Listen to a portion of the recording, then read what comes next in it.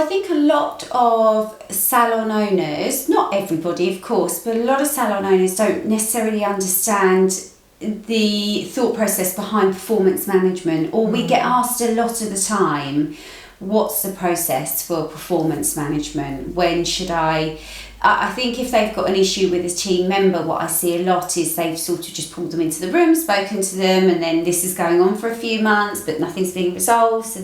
But not taking the actual steps towards being able to put them on performance management. I think there's a huge element of it, of being scared to do anything like that because of recruitment purposes. Yes. We're so scared to manage because we've got to recruit, and if we recruit, it's a nightmare and I can't find the right person, So there's an element of, to me, is the problem big enough for you to put them on performance management? Yeah.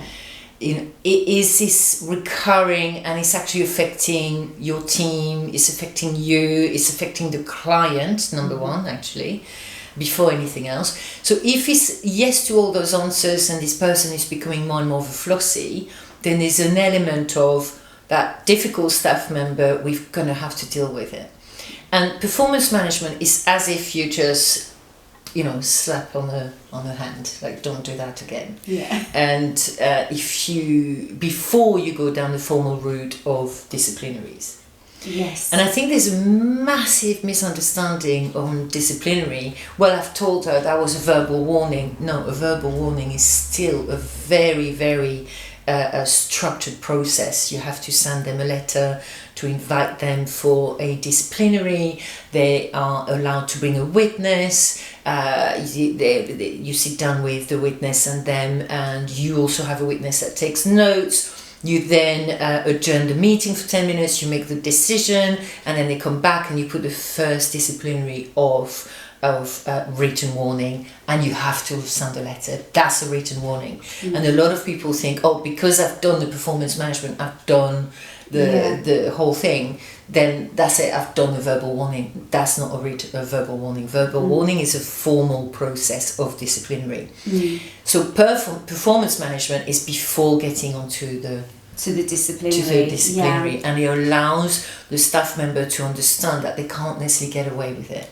But there are processes, so ultimately it takes quite a long time for you to dismiss someone. Yes. Yeah, if they're not in their probationary period. Of course, yes. Because then that's slightly different. And you do have more leeway if they're under 2 years. Yes, yeah. There are lots. I always think it's really key to have someone HR-wise, not necessarily a company, but an advisor, that you can speak to. Of course, you've got your ACAS, which is free of charge to speak to. And they're really good. ACAS is amazing. Yeah. And that you can really ask so many questions, but everything, even on the probation period, is a process. Yes. You have to have that meeting with them. You have to engage. You have to understand why. You have to be so careful how you dismiss someone. It can't be just by a text message, see you later, thank you very much. It needs to, if we want to be, I've always believed that, this is not new, I've always believed that if we want to raise the standards in the industry, treat the candidates the way you want to be treated as an employer. And I think that's so crucial, because we hear so many things from candidates' perspective of like, I was just told not to come back again, and they don't even understand why. So how can they grow? So the performance management, if we go back to that, is basically an element of let's give you a number. Well, there's 3 processes. First, it's like, I'm going to tell you nicely. Yes. Second one is like, maybe I'm telling you again because perhaps you haven't heard me. Yeah. And the third one is like, look, next time you go on performance on disciplinary, because I'm not messing about. This is an issue. So I'm going to tell you 1, 2, and 3, which is the Delforge method, 1, 2, 3 Delforge method. And that's always been my way of working. After that, you go on disciplinary.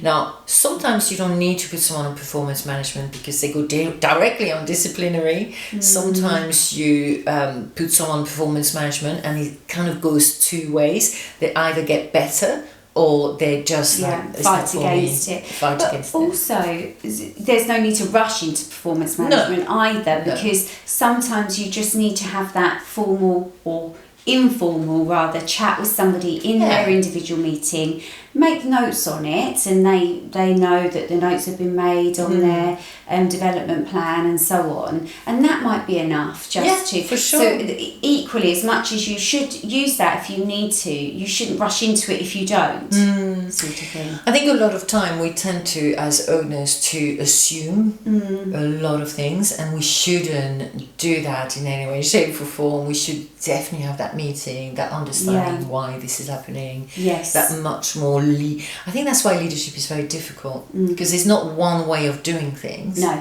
You've got so many kind of different aspects of stuff you never thought you had to deal with. Suddenly it's coming like, what? I haven't dealt with this before. Yeah.